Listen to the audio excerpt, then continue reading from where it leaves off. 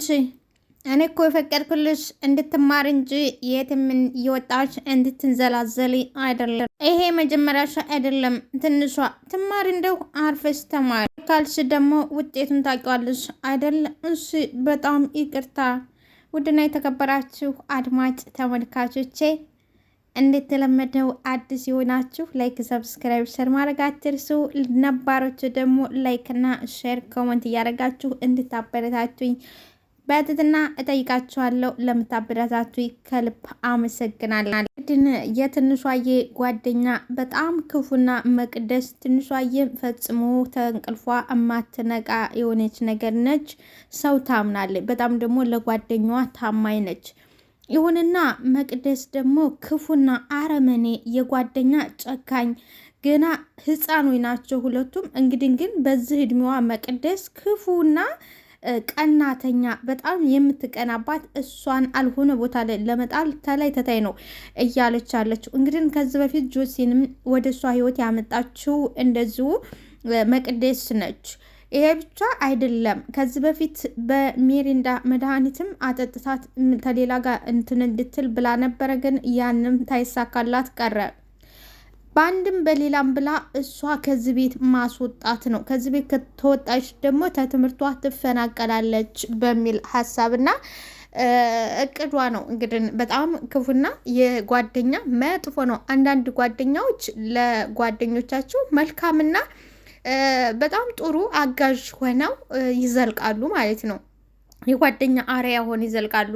አንዳንዶቹ ደግሞ እንደ መቅደስ ያሉት በጣም ክፉና አረመኔ ምቀኛዎች። በቃ እንግዲህ አሁን እንደምናውቀው ትንሿዬ ታስጠናታለች።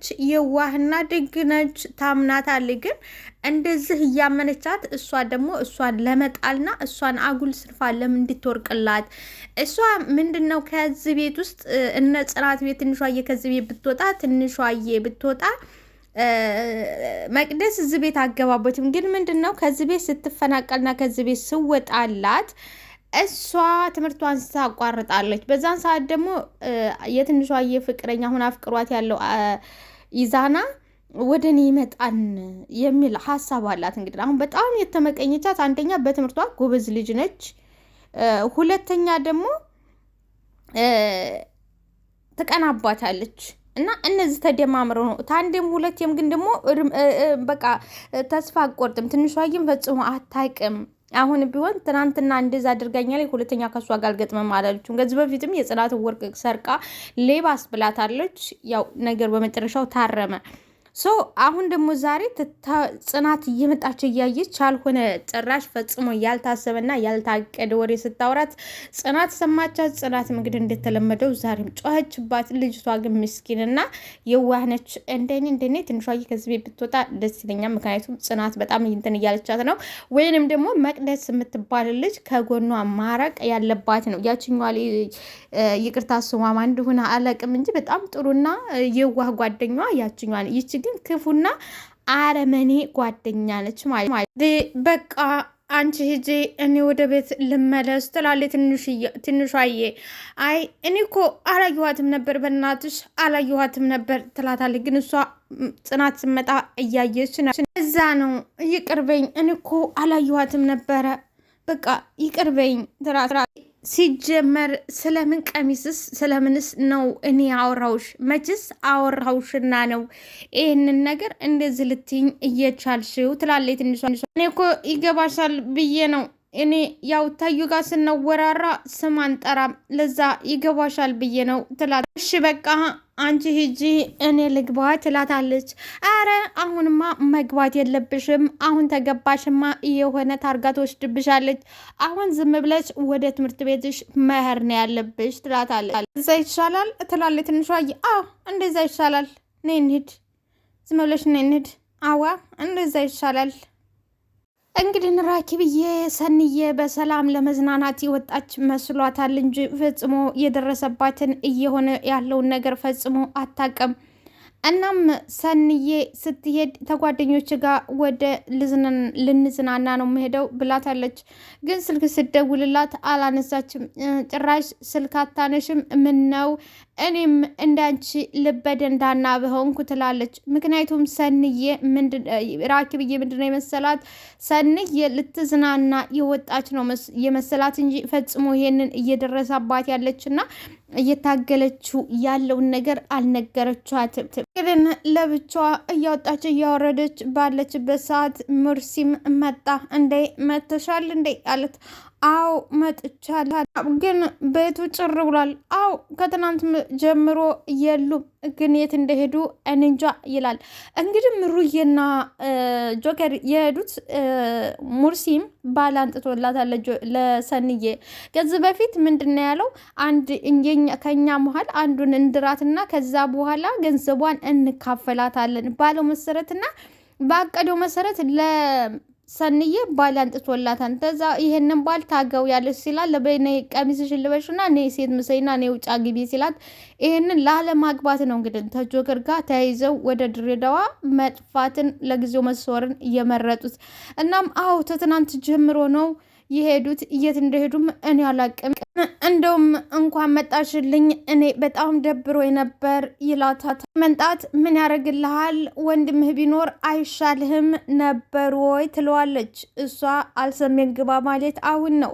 የእውነት ወንድም መስሏታል። የኔ መኖር ምን ይሰራልሃል? የኔ መንጣት ወይንም ምን ይሰራልሃል? ወንድምህ ቢኖር አይሻልህም ነበር ወይ?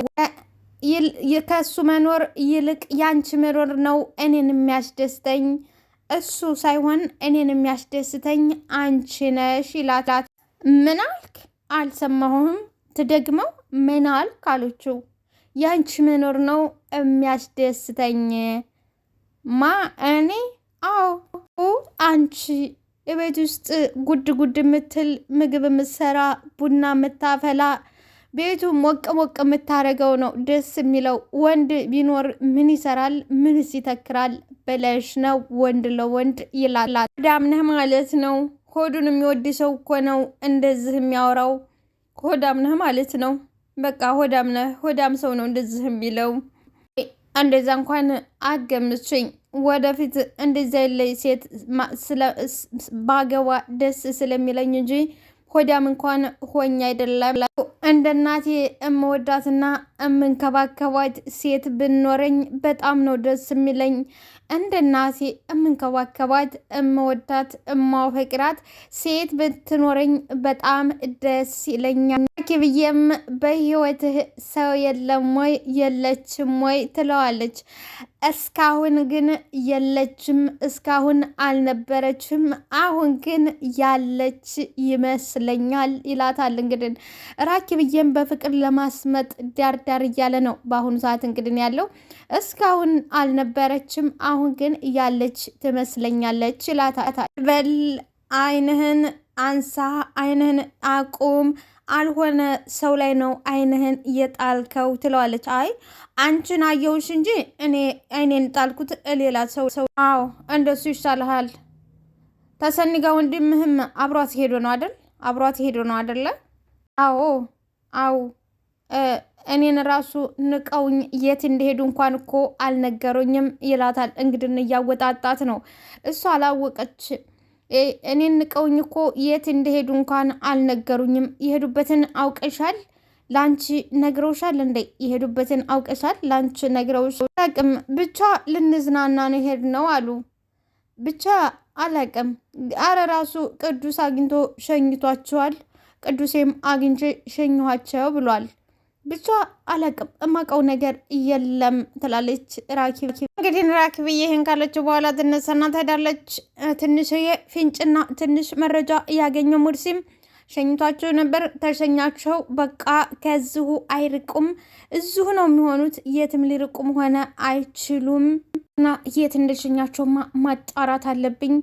የት እንዳረጋቸው ወይንም ወደት እንደሸኛቸውማ ማጣራት አለ። እንግዲህ ቅዱስዬ በሰላም ጉዳይ በጣም ተኪዞ በጣም በቃ ጨንቆታል። እናማ ባል ፈሰስ የሆነው አሳብ የለሽው እናትዬ ቅዱሴ የት ጠፍተህ ነው እንደዚህ? ይሄ ወንበር እንደዚህ ናፍቆሃል እንዴ? እንደዚህ ኖሯል ይሄ ወንበር ናፈቀ? ስንት ሶፋ ኖሮ እንዴት እንደዚህ የወንበር ናፍቀሃል? ይለዋል። እባክህ ናቲ ለብቻዬ መሆን ነው የምፈልገው፣ እባክህ ሂድልኝ። እኔ ምንም መስማትም ሆነ ማውራት አሁን አልፈልግም፣ እባክህ ታጠገቤ ሂድልኝ። የለህም እኔም እዚህ ቤት መሆን ስልችት ድክም ብሎኛል። ለምን ወጥተን ዞር ብለን ሻይ ጥጥተን አንመጣም? ቅዱሴ ምን ትላለህ? ናቲ እኔ ላንተ ስል ወዴት ልሂድልህ? ወደ ሰማይ ልውጣ ወደ ምድር ልግባልህ? ወዴት ልሂድልህ ናቲ? ላንተ ስል ወደ ፈለክበት ውሰደኝ። ወደትም ብትወስደኝ ይመቸኛል። ብቻ ከቤት አውጣኝ እንጂ የትም ብትወስደኝ እኔ ይመቸኛል ናቲ። ቆይ አንተ ምኑም ዓለም ውስጥ የለህበትም? ሰው ሲያስብ ሲተግዝ አይታይህም መሆኑ ነው ብለህ አትረዳም? አንተ እዛ ዓለም ውስጥ ምኑም ውስጥ የለህም አለው። እንግዲህ ናትዬ እምን ውስጥም የለበት ቢኖርበት ማኖሩ እዚህ ቅዱሴ ቤት ምንም ነገር ሳይል መቀመጥ አይችልም ነበር። ግን እሱ ምንም የለበትም እና ቅዱስዬ ምን አለው? አንተ እዚህ ዓለም ላይ የለህም ወይ? ምንም ነገር አይገባህም ወይ? ሰው ሲያስብ ሲተግዝ ሲጨነቅ አይተህ አትረዳም ወይ? ሁሉም ነገር ለአንተ ቀልድ ነው ወይ ይለዋል። ቅዱስዬ እኔ እኮ ተግዛሃል እንዴ? እኔ እኮ ደክሞ እንደው ላነቃቃ ብዬ ነው የመጣሁት እንጂ መተከዝህን እኮ አላወቅኩም። መሆንስ መክፋትህን እኮ መከፋትህን አላወቅኩም። አልተከዝኩም። በጣም ደስ ብሎኝ እየቦረኩኝ እየሳኩኝ እየተጫወክ አየኸኝ አይደለ?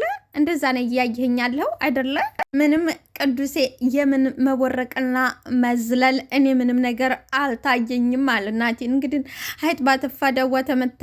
ቅዱሴም እንግዲህ ስለጨነቀውና በጣም እንትን ስላለው ጮኸበት። ግን ናቲ ምንም የለበት።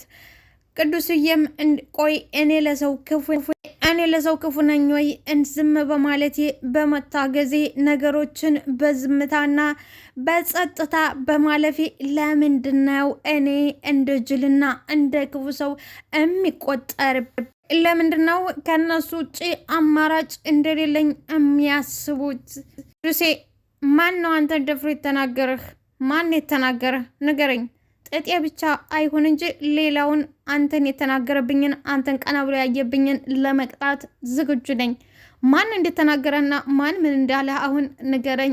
ወደፊትም ወደ ኋላም ሳትል ሳቀንስም ሳጨምርም ንገር። ቅዱስ ዝዬ እንግዲህ ሳይወድ በግዱ ሳቀና በቃ አንተ ጋር እንግዲህ መተከዝም አይቻልም አይደላ? አዎ ቅዱሴ እንደዚህ ፈገግና ሳቅ ስትል ነው እንጂ ደስ የምትለው አንተ ስታኮርፍና ስተክዝ አያምርብህ። ቅዱስዬ መሆንህ ነው? እስቲ ንገረኝ አሁን በቃ ንገረኝ። አላቀም እኔ ገበናቸው ላለማውጣትና ላለመናገር ጸጥ ብዬ ስላቸው እነሱ ግን አይፋታሱ ግን እኔን እንደ ጅልም ይቆጥሩኝ። ነገራቸው ደግሞ ይበልጥ ልቤን ያቆስለዋል ይላል። እንግዲህ ማንን ነው ካላችሁ ሰላም ሴ አንዳንዴ እኮ ነገሮችን አይቶ ማለፍ እኮ ትልቁ ስህተት እሱ ይሆናል ይለዋል ናትዬ። ቅዱስዬም እንዴት አንዳንዴ ቅዱሴ ነገሮችን አይተ ሳትናገራቸው ዝም ብለህ ስታልፋቸው ታተናገርካቸው ለራስህ ጸጸት ነው የሚሆንብህ።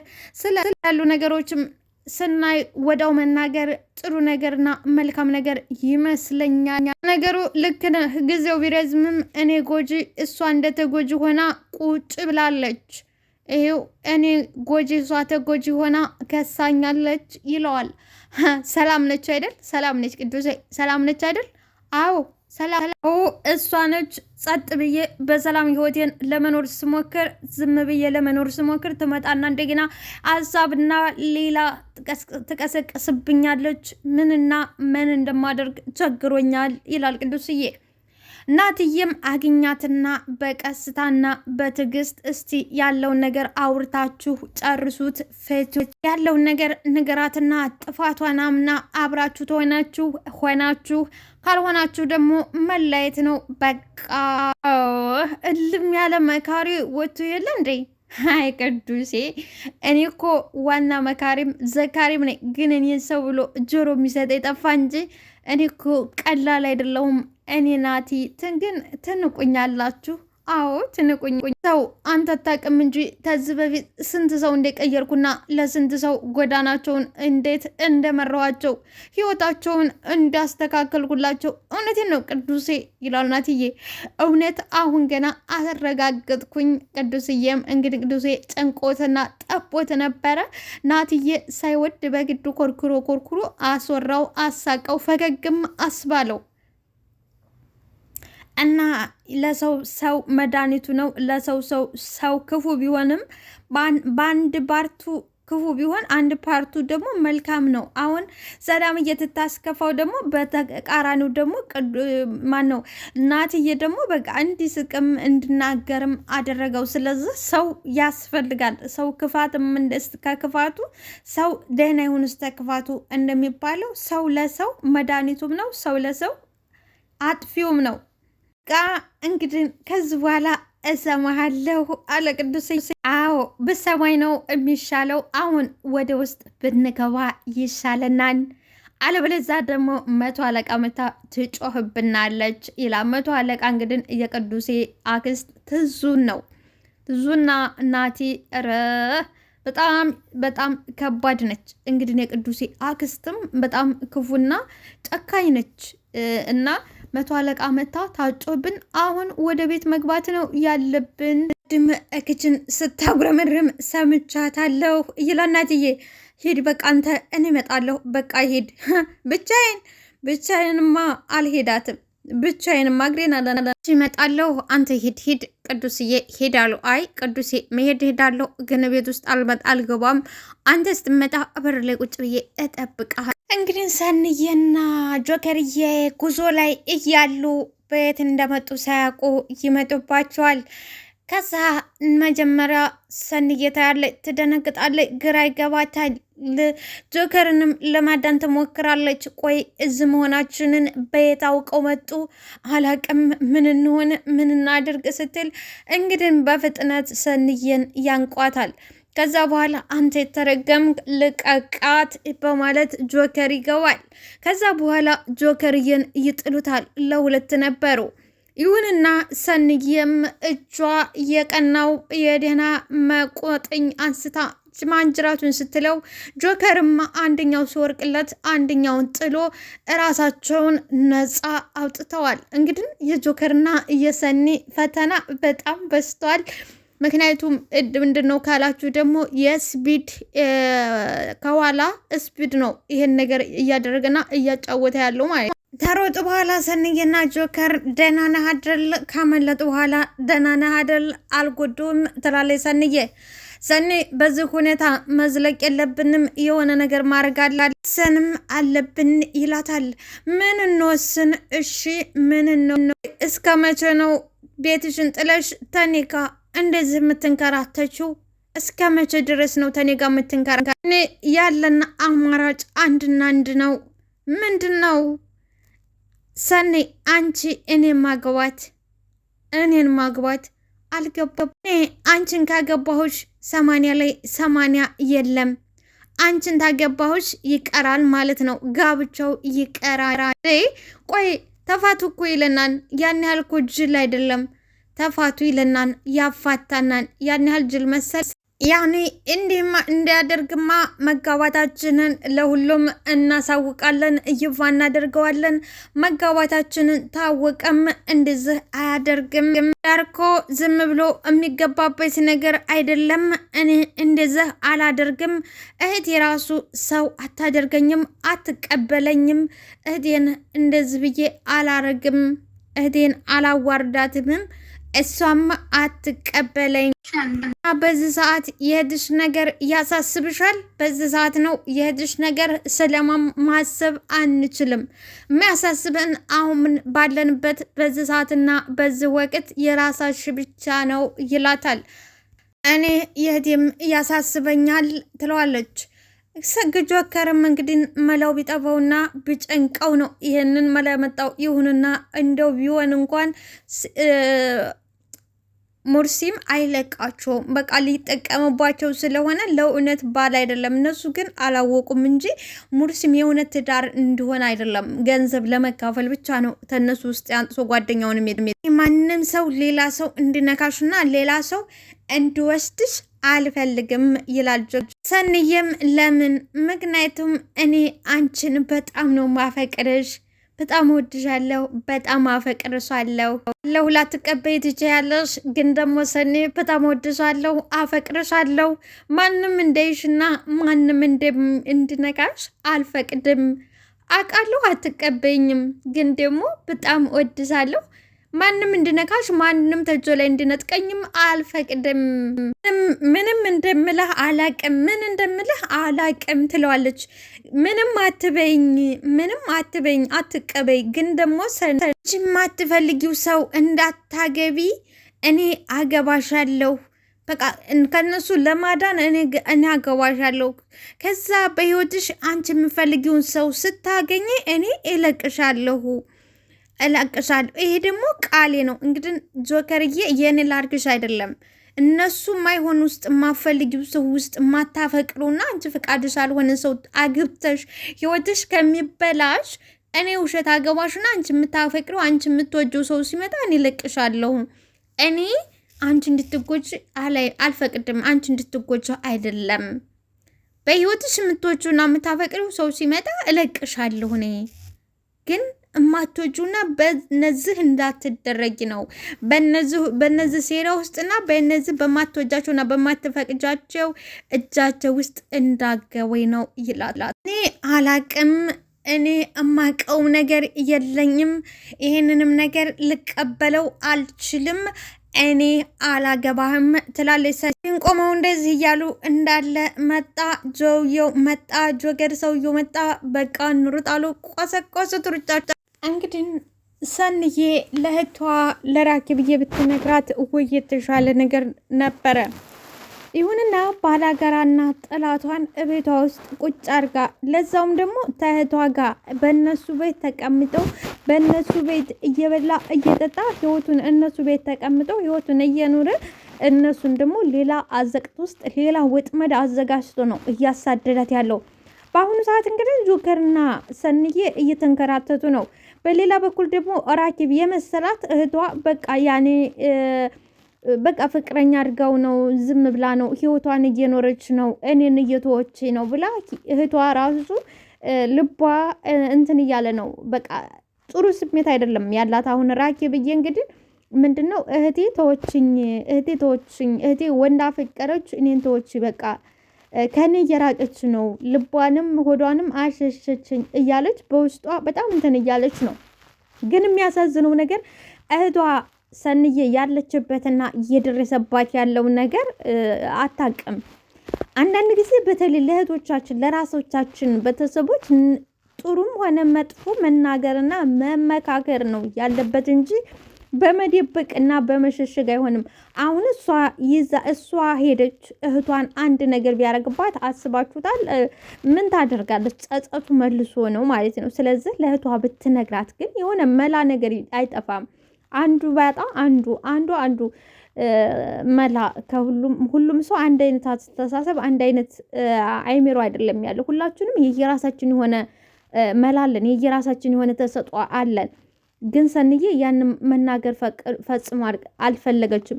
ግን የሆነ ክፉ ነገር ቢሆን ተራኪብ ይሄ ነገር ይርቃል አይርቅም። ነገሮች ከባድና ሌላ አልታሰበ አደጋ ከመፍጠራቸው በፊት ለቤተሰቦቻችን የሚደርሰውን ነገር መናገርና መፍትሄው መፈለግ ይሻላል እንጂ መደበቅ መፍትሄ ነው ብዬ አልልም። እናንተስ ምን ትላላችሁ? ላይክ፣ ሰብስክራይብ በኮሜንት